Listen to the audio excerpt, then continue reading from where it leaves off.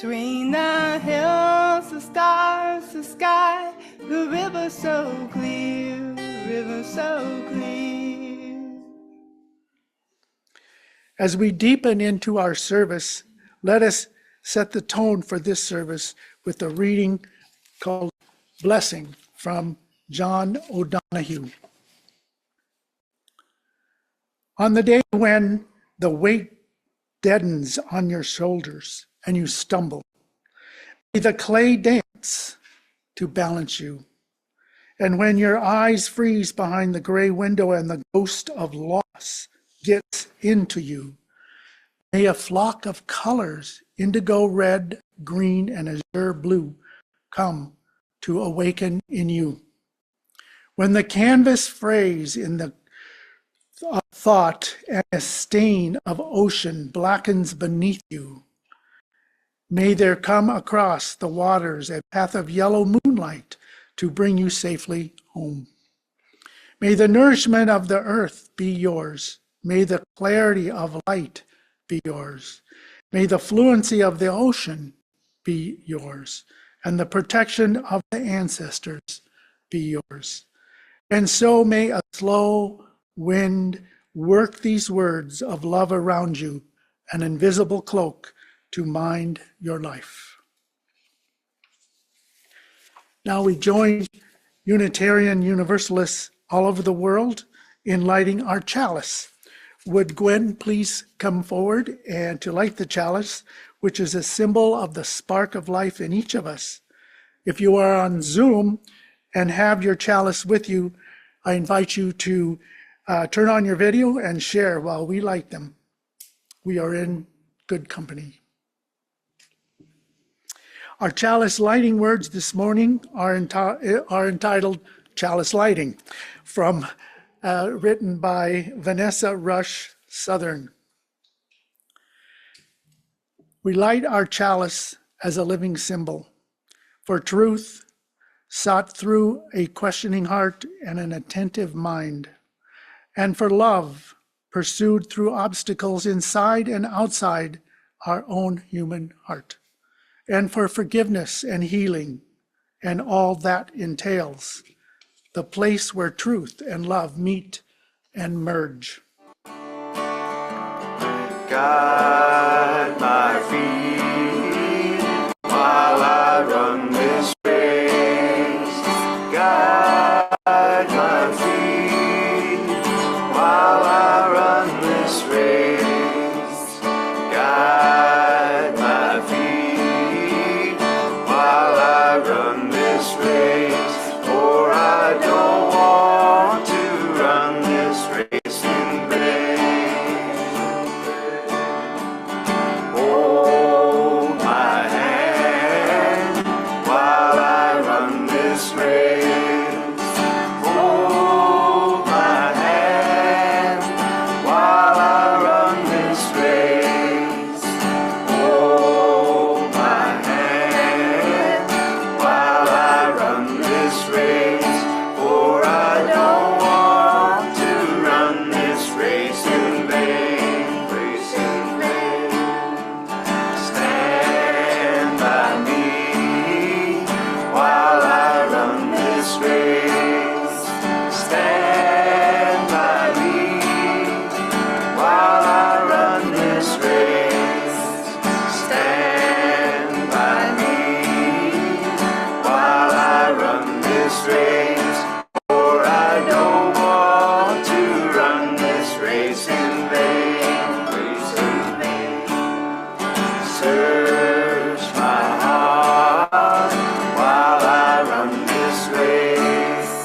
Search my heart while I run this race. Search my heart while I run this race. For I don't want to run this race in vain. Race in vain. And now I will introduce our speaker for this morning, who will talk about the Bismarck Citizen Academy. This academy was set up a few years ago to give the opportunity each year to a group of Bismarck residents to learn how the city functions through tours and presentations.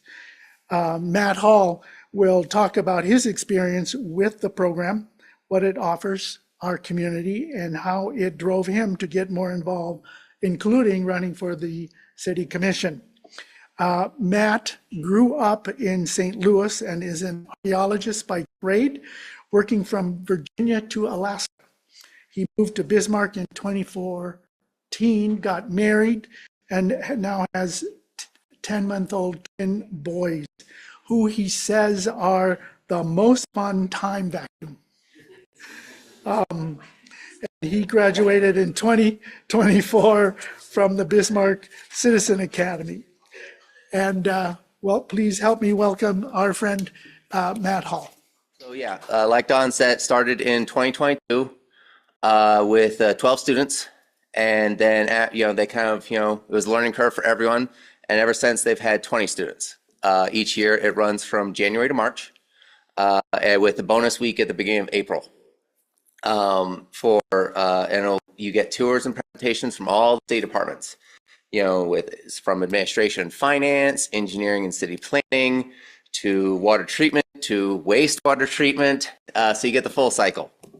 And I'll admit, with that wastewater treatment, I guess I wasn't as strong as I felt, or at least, people worry about a smell from it. And it's like, the smell is not outside, and they keep it down, but it is strong and there, we'll say. So I was, occasionally, covering my nose for, you try and get a fresher breath. But they do, it's, I will correct the thing Don had. It is open to non-Bismarck residents as well.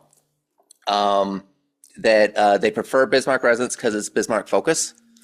But if they have less than 20 Bismarck applicants, then they'll open it up to non-Bismarck residents.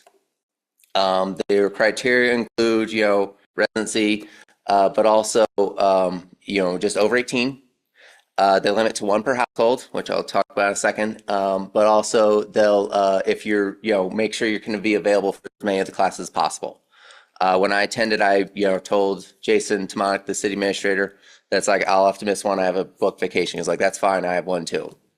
That's like, if you're going to miss 4 weeks, because they can only have 20 people each year, and the city of 70,000 plus, growing by 1,000 a year, they want to, maximize value. So it's, if you've got a chunk, maybe wait till next year to apply. And applications are in November. And like I said, going back to why it's only one per household, my wife learned that, the courses are every Thursday from 6:30 to 9:30. Sometimes they run long. Every time I come home, I'll be full of facts. I'd want to fire hose at her. And she'd be like, okay, you got 20 minutes, go. And she would brace herself and go through it, and then, politely sit to listen, or just, brace, just hold. And then she'd be like, are you done? I'm like, okay, I can be done. I'll go to bed now.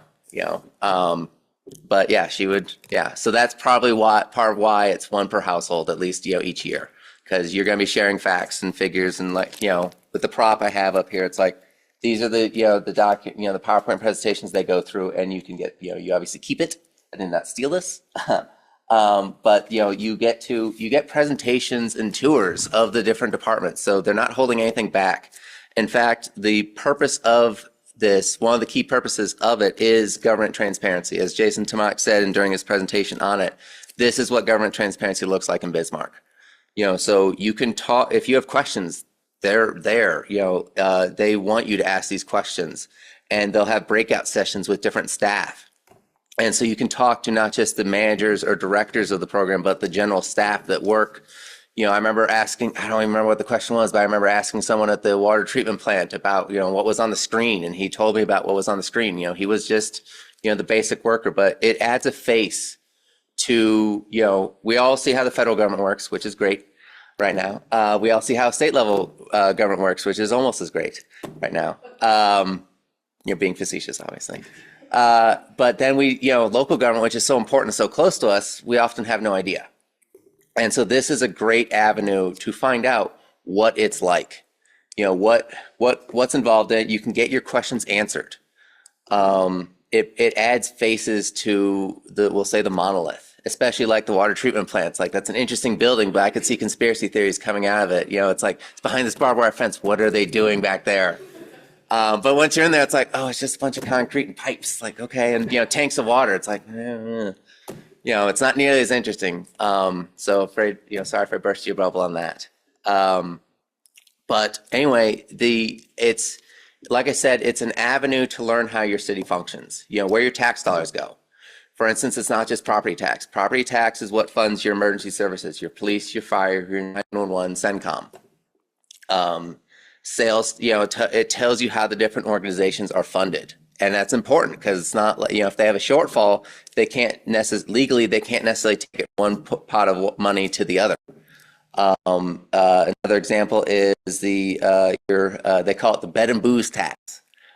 Because it's the hotel lodging tax, but it's also the taxes I learned there's a reason we only have a certain number of bars and liquor stores in Bismarck, because it's based on population. They have it set where, I don't remember how long ago it was, but they set it so we weren't overrun with bars and saloons like, in our original founding.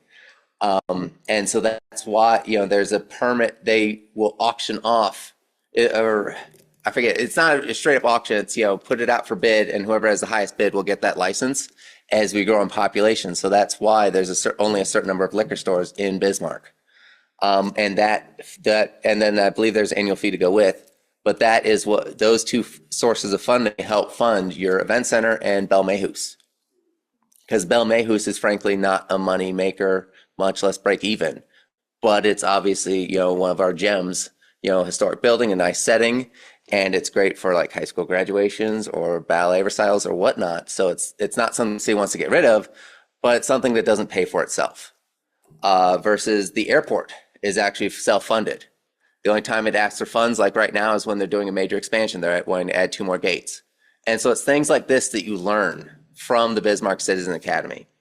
And it's from that's like, I can feel, educated enough to talk to folks like you all, or when I was on the campaign trail, in 2024, like if people, were talking about property tax, I gave a spiel on why, I didn't think property tax should get, gotten rid of. For one, it's like, well, where's the money come from? But it's what funds our, 911, fire, and CENTCOM. And I talked about with pride of like, something Bismarck can be proud of is our fire department is actually one of the top tier, in the top tier for the country, based on the insurance organization, where they rate it based on fire hydrant density, specialized training, specialized equipment, and response time. And as a result, it actually lowers our rates. And so I was like, do you want to, risk lower, shaving a little bit of money off and having less firefighters, but then just paying that extra to out-of-state insurance companies?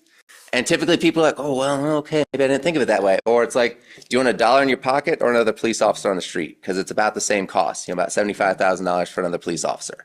And it's like, oh, okay. It's those facts that make people, get a broader picture so they're more educated when there are different issues up on the ballot.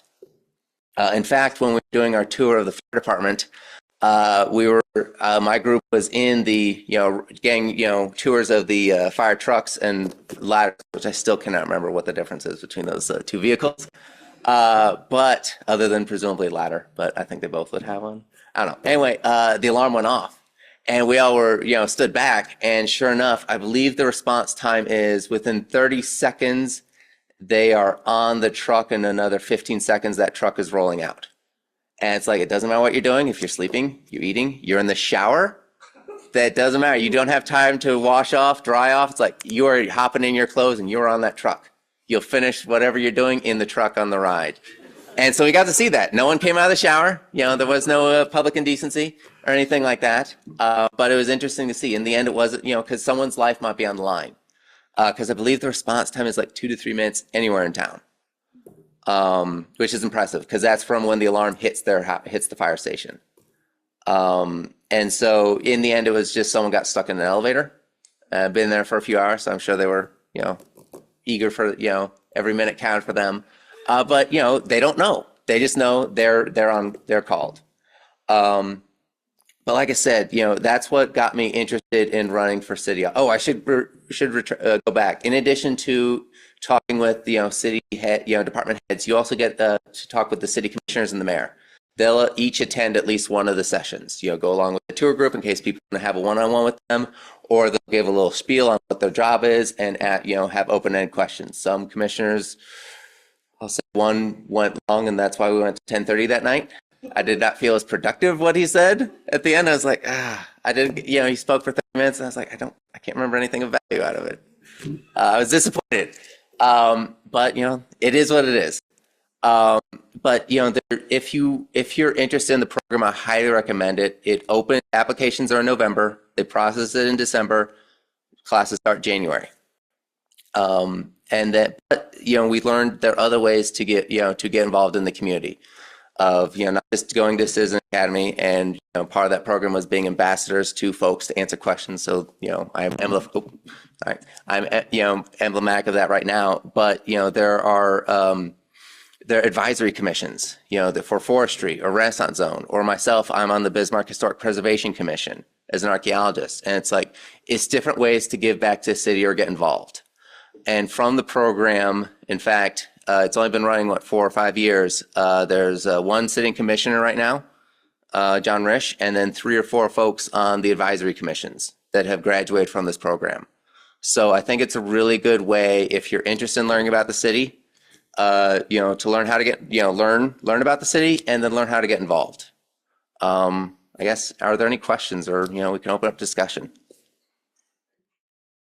Just this idea of transparency in our this week or this month is paying attention, and people really don't know how the sausage is made. They don't understand. I'm on the school board in Mandan, and just knowing how things are funded and why decisions have to be made to close a school or to tear down a building or any of these things. There's so many elements to that. It's not a whim. It's not because somebody wants to make some money.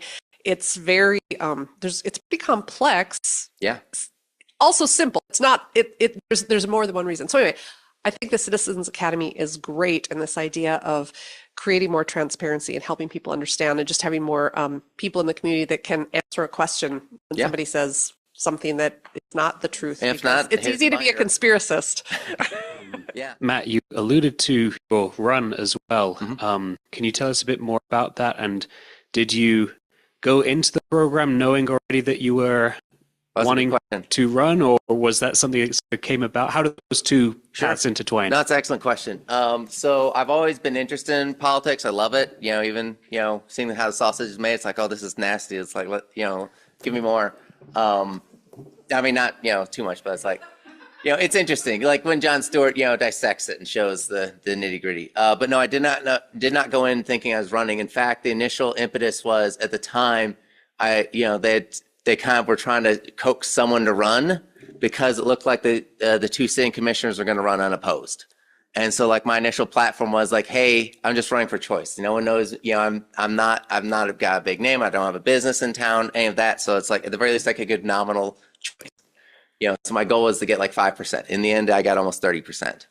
But yeah, so it was only decided later at the very end of February, and only started working in March. So if you do decide to run, I recommend do it earlier, because it was a crunch. So like, like right now I'm running again, and I only have to average 4 signatures a day to get on the ballot, because they require 300 signatures to get on the ballot. So it's, to make sure it's not just every, people just on a whim want to run. It's like they want to show, prove dedication, I guess, and prove support. But they recommend 350 just to make sure, because some of them will have signed and it's like, actually they live in Lincoln or Mandan, or it's like it's not legible enough. So it's like, okay, we don't know who this is. We can't count this.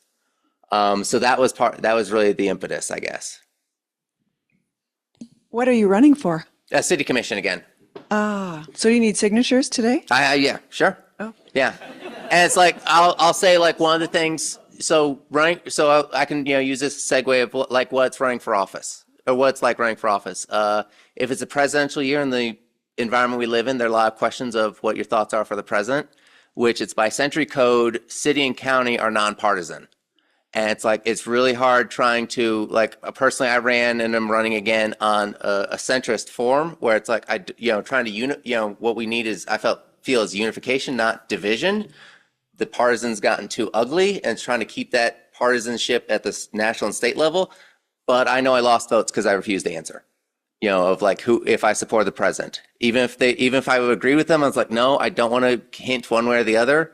And it's like people are just so that was one of the hardest parts of like just seeing people like being, I'll say, very rude when I refuse to answer that, because I'll answer anything else.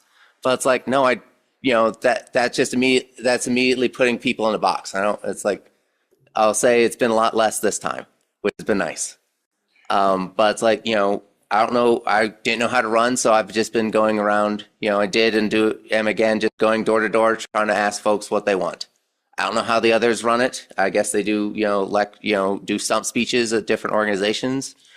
But yeah, it's just to each their own on their style, I guess. Can you expound out more on what issues you see are important? Sure. And also, as you're going door to door, what are you hearing from people in Bismarck? Yeah, so the biggest issue I heard last time and the big issues I've heard this time has been homelessness. And I'll give you this quick spiel based on information from Citizen Academy, which is the value of Citizen. If you want to run for office, I think Citizen Academy is a great aid to prep you, because then you can have the knowledge to, know what you're saying. And hopefully I'm still up to date since this is from 2024. But basically, like right now, if someone's homeless and they're drunk or high and the police get called, a police officer will take them to the yard to get medically checked out, wait with them the whole time, and then take them to the county jail for the night to sober up, which I tell people is a waste of money, resources, and not great services for the individual. So something the city's working on right now is a low barrier shelter they can be taken to instead. They can be dropped off to be medically supervised for the night. Police officers can get back to their patrol. It would save the city money, save resources, and be better services for the individual. And it's like, this is something the city's been working on. This is something they mentioned back in 2024. It's starting to gain more traction, starting to get into the news now. Just like the police station move, you talked about, it's not just on a whim, their decisions. Like they've been playing this for years. They were talking about that they'd already been playing for years back in 2024. And now you're hearing announcements last year of like, hey, we bought a plot of land. We're going to develop this for our police station. It's probably not starting construction until this year, next year even. But it's like they've been they plan this out. But yeah, so biggest issue, the biggest issue talking to homelessness last time was property taxes was the other number one issue. But you'll also run to, it's interesting, certain people will have their individual issue.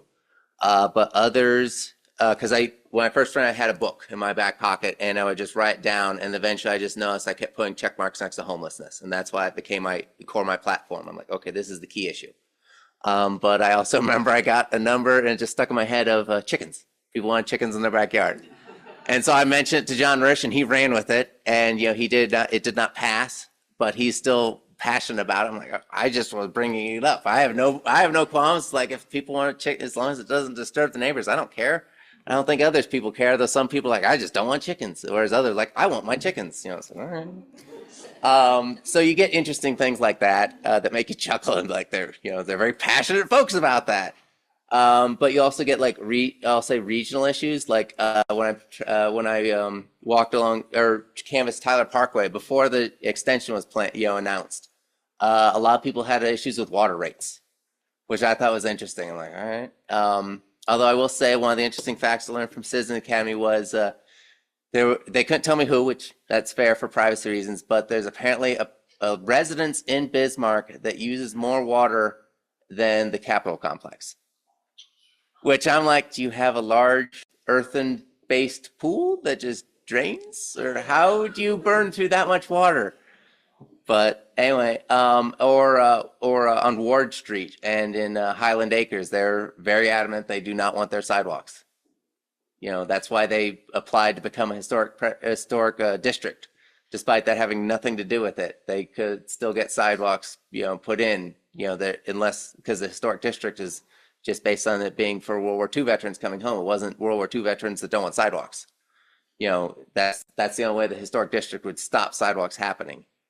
So yeah, it's interesting, you run into folks, but it's like, more often than not, like 85% of folks, when I ask the questions like, what are priorities you want the city to focus on? 85% are like, I don't know. Or, the city runs well, which I would agree. I think the city is run well.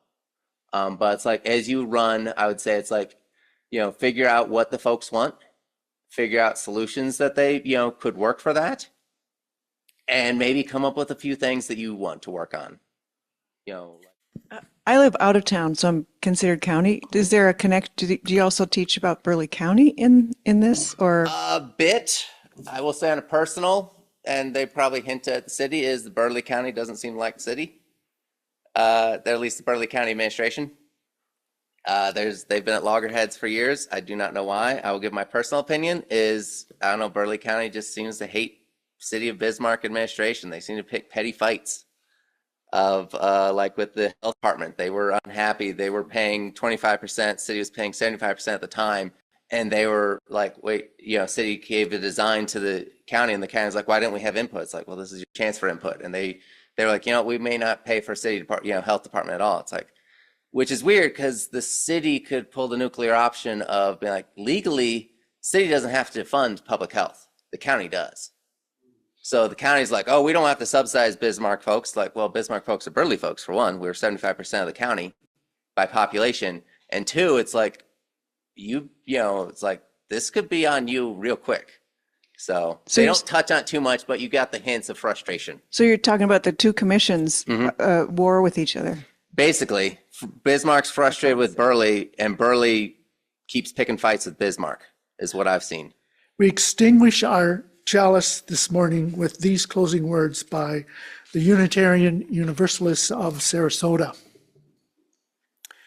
We extinguish this flame, but not the light of truth, the warmth of community, or the fire of commitment. These we carry in our hearts until we are together again.